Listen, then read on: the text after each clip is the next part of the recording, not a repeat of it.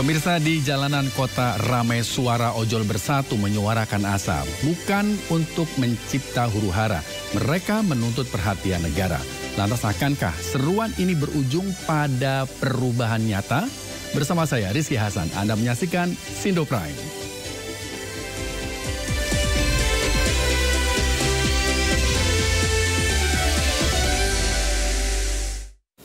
Ya, kita ke informasi pertama. Pemirsa, pengemudi ojek online dari berbagai komunitas menggelar demo di sejumlah titik di Jakarta. Salah satunya kawasan Patung Kuda, Jalan Merdeka Selatan, Jakarta. Dalam aksinya, para pengemudi ojek online menyuarakan 5 tuntutan.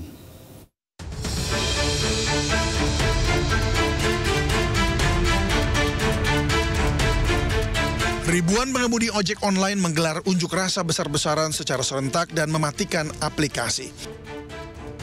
Unjuk rasa ini menyasar sejumlah lokasi strategis di Jakarta, diantaranya kawasan Patung Kuda, Kementerian Perhubungan, DPR RI, serta kantor-kantor perusahaan aplikasi. Aksi ini dilakukan sebagai bentuk protes terhadap aplikator yang dituding melanggar regulasi dan tidak menganggap pengemudi sebagai bagian dari ekosistem transportasi digital nasional.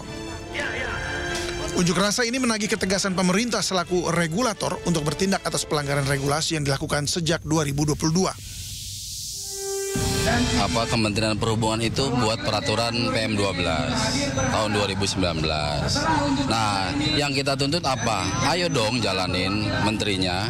Nah, selama ini kan ada pembiaran, adanya yang tadi disebutin bahwa ada aceng, ada layanan slot, Grab hemat dan yang lain. Itu kan jelas-jelas melanggar. Maka dari itu ayo kami bersama teman-teman menyuarakan bahwa ayo Kementerian Perhubungan ini dia punya barang namanya PM12. Ayo tolong itu ditindak atau dilaksanakan dengan baik. Ketemu siapa sih kalau hari? Ya gini mintanya menteri. Karena beliau yang bertanggung jawab gitu loh. Kalau memang ini pun tidak ditepati, kami akan kemah di Kementerian Perhubungan. Kedepannya kami akan bikin bangun perkemahan di Kementerian Perhubungan sampai tuntutan kami di. Berarti sejauh ini memang belum ada audiensi ya Bu ya? Audiensi memang belum ada, karena selama ini bersurat pun ke Kementerian Perhubungan, akhirnya juga enggak. 5 tuntutan yang disampaikan adalah: pertama, Presiden Republik Indonesia dan Menteri Perhubungan memberikan sanksi tegas kepada perusahaan aplikasi pelanggar regulasi. Kedua, DPR RI Komisi 5 menggelar RDP gabungan Kemenhub, asosiasi, dan aplikator. Ketiga, potongan aplikasi hanya 10%. Keempat, revisi tarif penumpang untuk hapus argo goceng, slot hemat, prioritas, dan lain-lain. Dan yang kelima, menetapkan tarif layanan makanan dan kiriman barang melibatkan asosiasi, regulator, aplikator, dan YLKI. Dari Jakarta, Hadisti Arifa, Damar Wicaksono, iNews melaporkan. Pemirsa, tidak hanya di Jakarta, pengemudi ojek online di berbagai daerah lain juga menggelar aksi serupa, namun dengan tuntutan yang sama.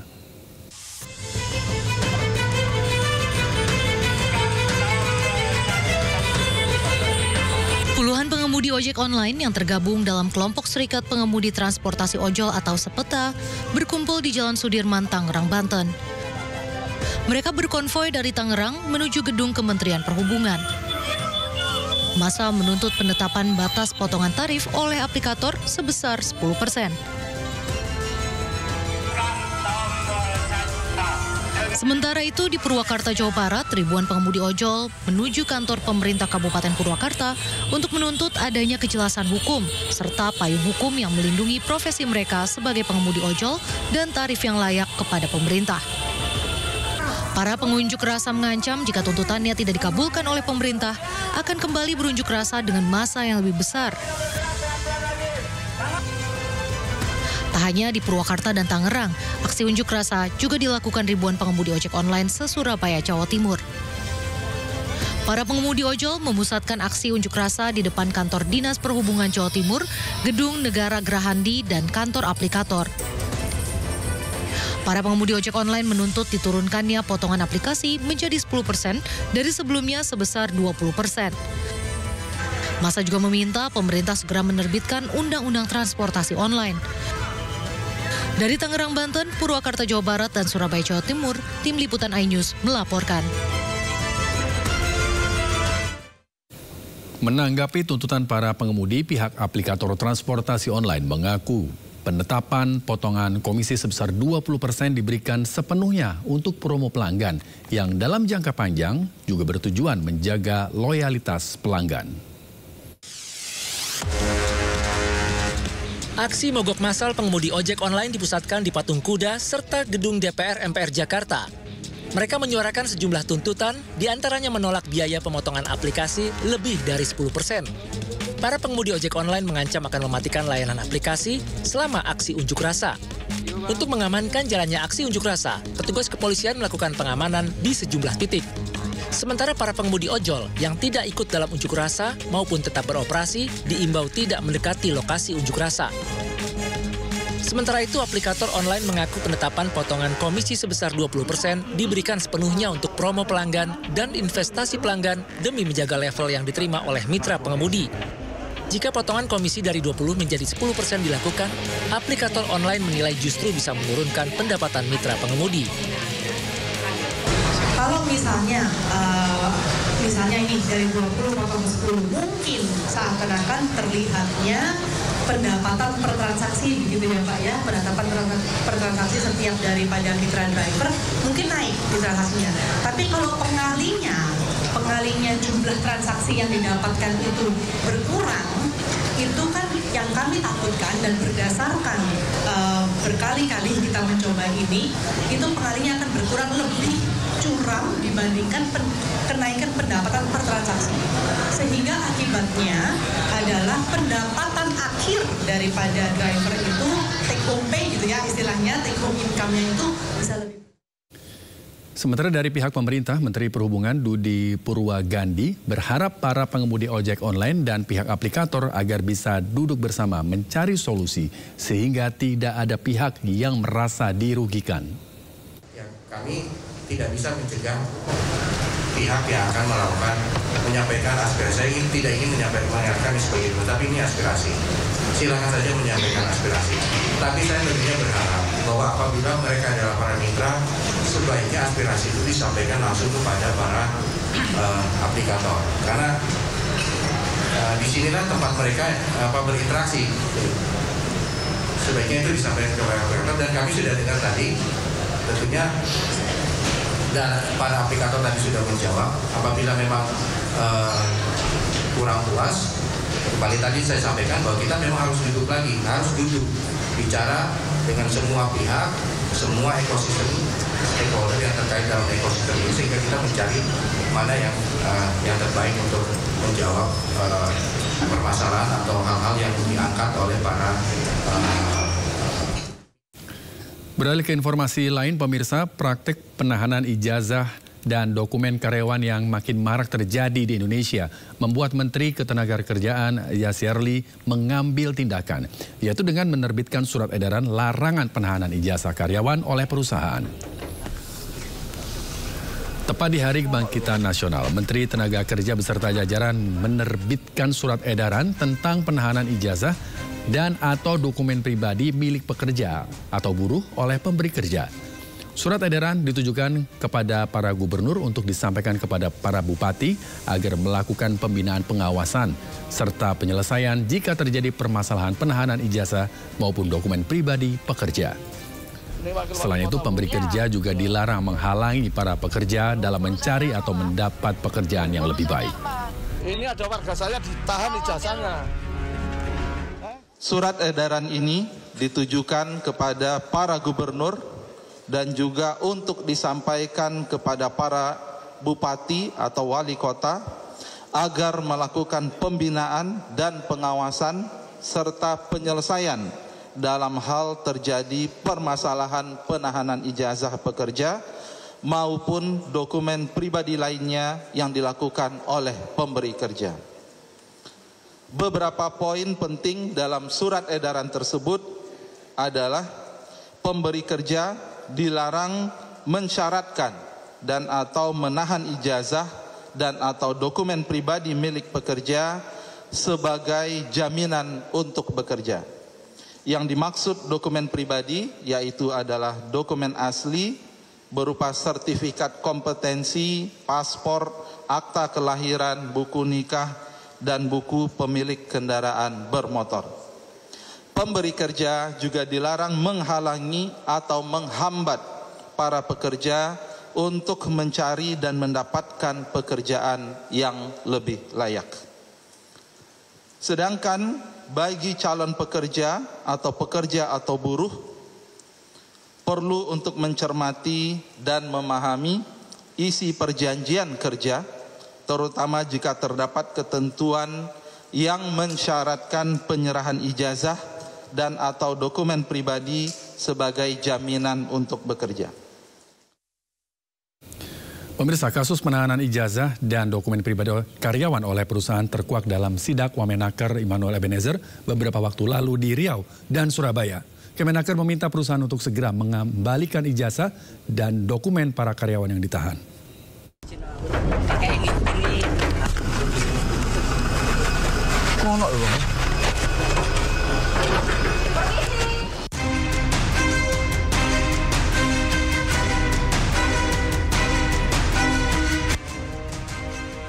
Di Surabaya, Jawa Timur, kasus penahanan ijazah di perusahaan Sentosa Steel terkuak karena video viral Wakil Wali Kota Surabaya, Armuji. Armuji membantu salah satu mantan karyawan perusahaan tersebut untuk mengambilkan ijazahnya. Pemilik perusahaan ini bernama Janhua Diana. Dirinya menyebut Armuji penipu ketika diminta untuk bertemu dengan Wakil Wali Kota Surabaya tersebut. Ini Wakil Wali Kota, Bu? Iya. Iya. Halo? Perusahaannya apa, Pak? Urusannya apa? Ini ada warga saya ditahan ijazahnya. Mau wakil wali kota, mau apa? Sampean kalau ada keluar, ke polisi aja. Hei, kamu warga Surabaya apa warga luar negeri ngomong gitu itu? Saya nggak kenal sampean, Sama yang punya perusahaan ya? Iya. Sampean penipuan. Saya nggak kenal sampean ya, sorry ya. Nipu kamu itu, hei. Siapa saya nggak kenal. Hei, kamu ada di perusahaan.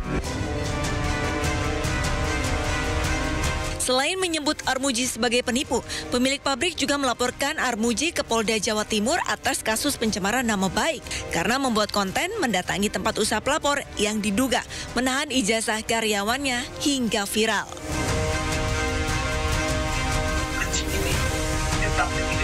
Sementara itu di Pekanbaru Riau, Wamenaker Immanuel Ebenezer bersama dengan Gubernur Riau menyidak perusahaan tour and travel bernama Sanel Tour.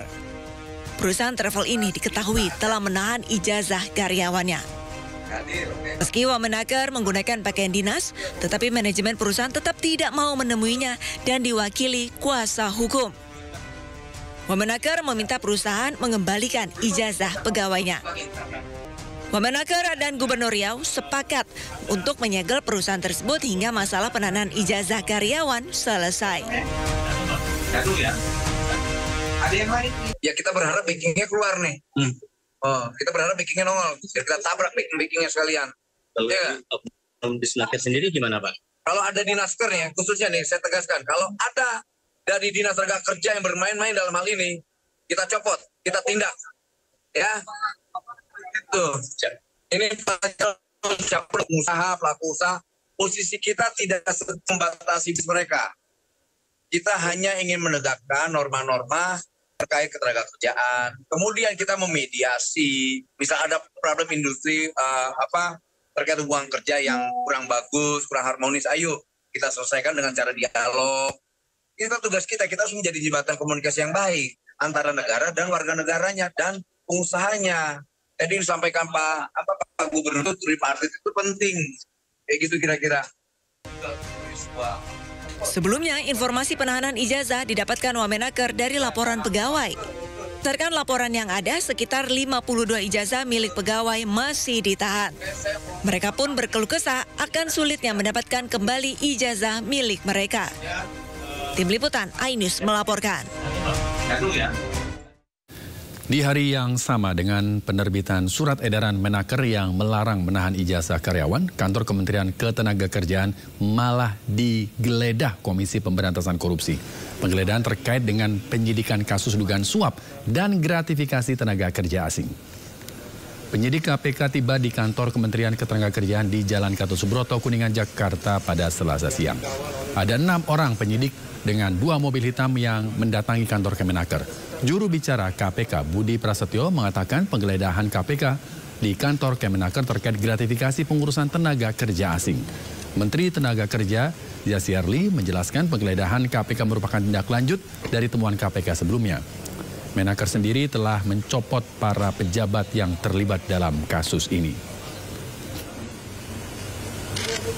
Tim KPK melakukan kegiatan penggeledahan di Kementerian Ketenagakerjaan.